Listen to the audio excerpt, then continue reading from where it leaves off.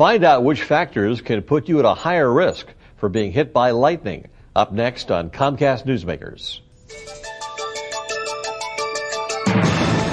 Bringing you the news and information you need from the people making a difference. This is Comcast Newsmakers. Hi, everybody. Welcome back to Newsmakers. Florida leads the nation in lightning fatalities. But what's the best way to stay safe without locking yourself up in the house?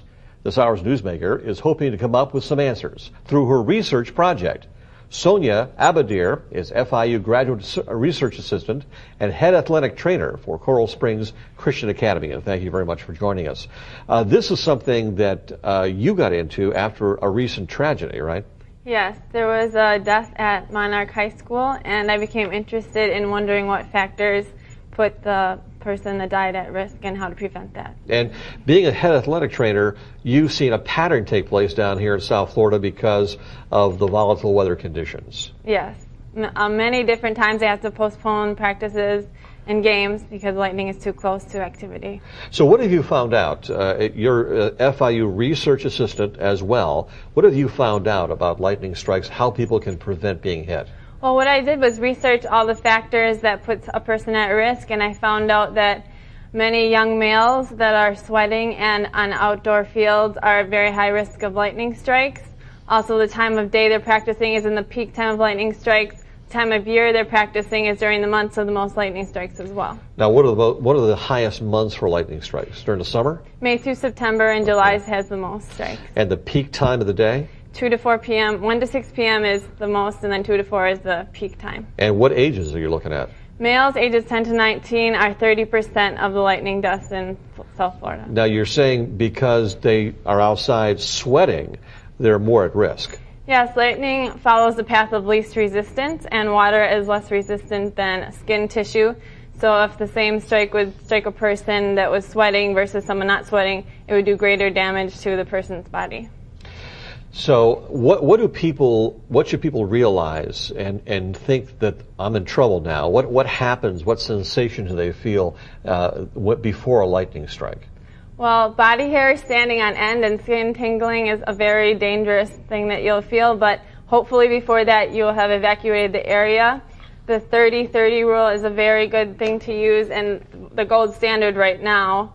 When you see lightning, you start counting, and if you hear thunder before 30 seconds, that means lightning is 6 miles or less away from you, and you should get out of the area as soon as possible to a safe location. What are the rules and regulations in high school sports? If you're playing outside, when do they suspend games because of bad storms or lightning? Well, that depends who's in charge of postponing activity. At my high school, I make the final call. Some high schools have other staff making the final call. And I use the 30-30 rule. There's also lightning detection methods, electronic handheld, also professional systems, but they're not proven to be 100% accurate. So we use the 30-30 rule. Now, when you take a look at lightning strikes, sometimes they happen in clear skies. How can you be warned if it doesn't look like it's threatening weather around you? Well, lightning is a random act of nature, and half of all casualties occurred when there were strikes before, but half of them occurred when there was no strikes before. So sometimes that just happens, but most of the time you can try to prevent it using the 30-30 rule. Okay. So if you have a little bit of forewarning, you know to get out of the area, not be outside. Best place to be is inside. With electronic plumbing or wiring, that's a safe structure or location, just like a shed or something would not be. How about inside a car? A car is the second best. Okay, good. Thank you very much. This hour's newsmaker has been Sonya Abadeer, who's researching lightning strikes in hopes of keeping everyone safer outdoors. I'm Spiro Canton.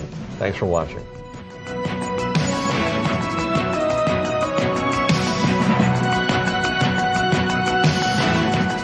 The preceding has been a presentation of Comcast Newsmakers. And now, back to CNN Headline News.